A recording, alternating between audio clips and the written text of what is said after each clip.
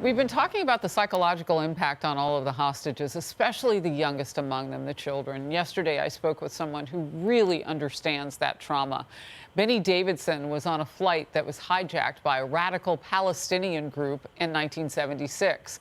Benny was just 13 years old when he was held at Uganda's Entebbe airport before being rescued. He told me about what he went through. When I see them disembarking from the ambulances or the bus, even jumping and smiling, I mean on the Israeli side, not on the fake side of Hamas, I'm hopeful. They went through a great trauma, but they seem fine, and they are now with their families and their loved ones. Using his own ordeal to watch, and through his eyes, he told us what he sees as these hostages go free. He is so filled with hope that they will all be set free. We all are.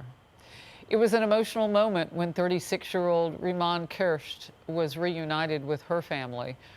Riman was kidnapped on October 7th with her husband from their kibbutz. The family's hoping now that he will be set free next. Riman showed her steely resolve in this picture that went viral around the world when she gave one of her captors a final piercing glare.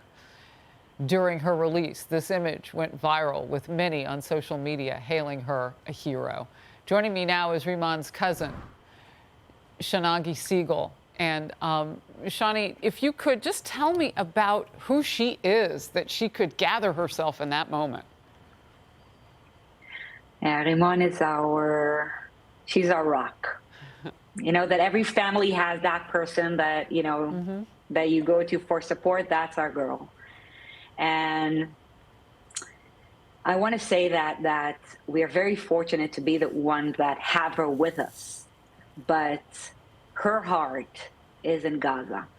And you were talking about the psychological effects, and you said it, like, you talked about it beautifully. She will not be able to prosper. She will not be able to move forward from this experience while her husband is still there.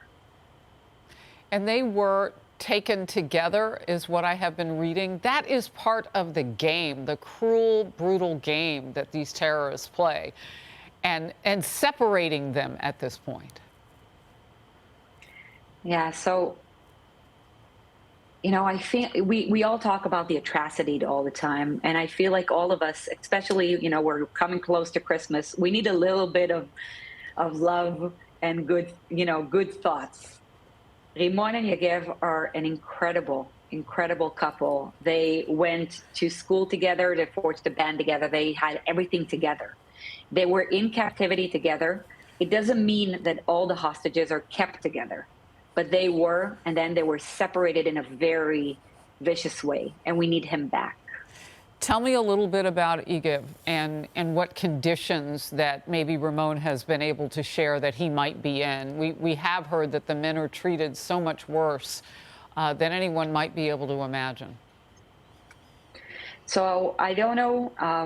I know she hasn't shared a lot. We're still giving her a little bit of time to, you know, to understand her surroundings. But I will say, because you asked about Yagev, and I want to tell you a story that she told me today when I met her.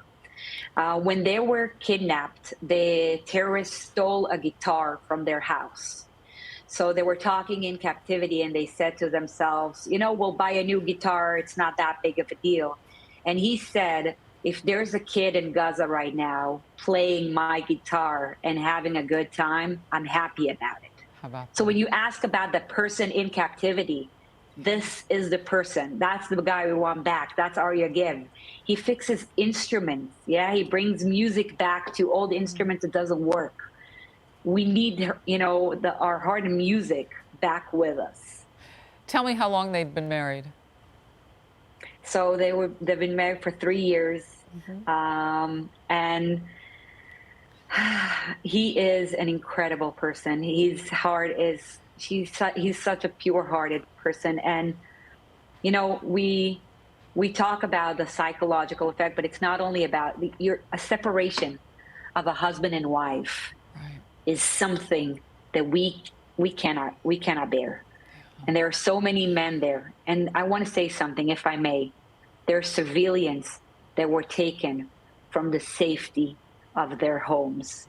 They need to be back with us. All of them, not only Agev. Right. And I need to say something because I'm speaking to you and I feel that this is a very welcoming space. It is. We want to thank America because we always knew that America was our friend. But right now what we see that is America is our family.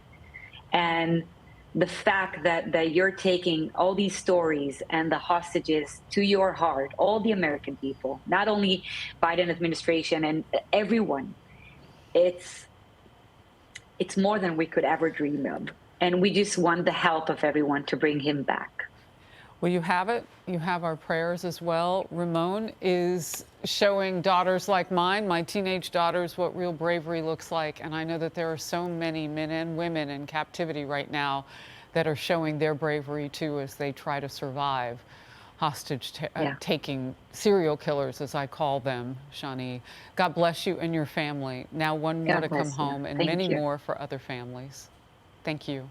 I'm Steve Doocy. I'm Brian Kilmeade. And I'm Ainsley Earhart. And click here to subscribe to the Fox News YouTube page to catch our hottest interviews and most compelling analysis.